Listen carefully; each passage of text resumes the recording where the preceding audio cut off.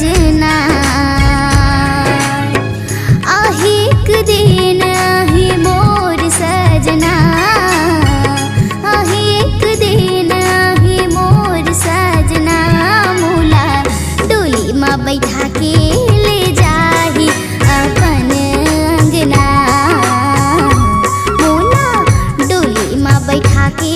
ले जाही अपन अंगना मुर पाँव के पैरी बोले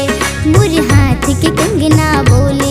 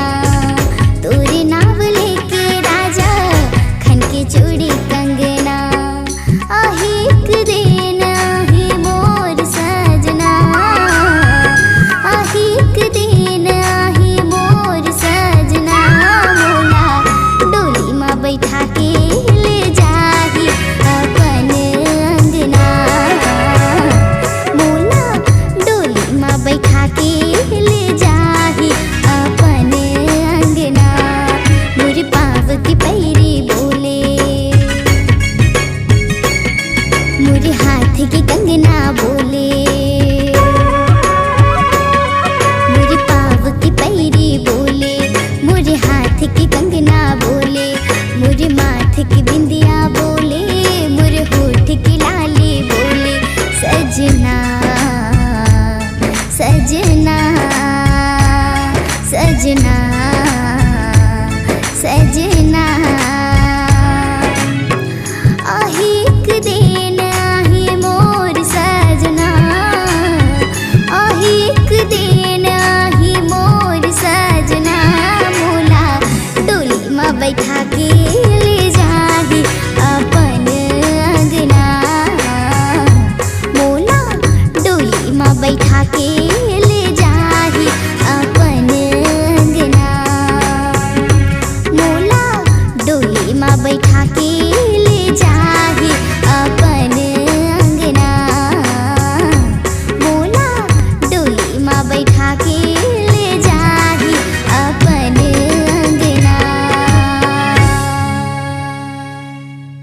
संगवारी हो नावा नावा गीत संगीत नाटक के मनोरंजन लेबर आप मन हमारे चैनल रंगीला म्यूजिक वर्ड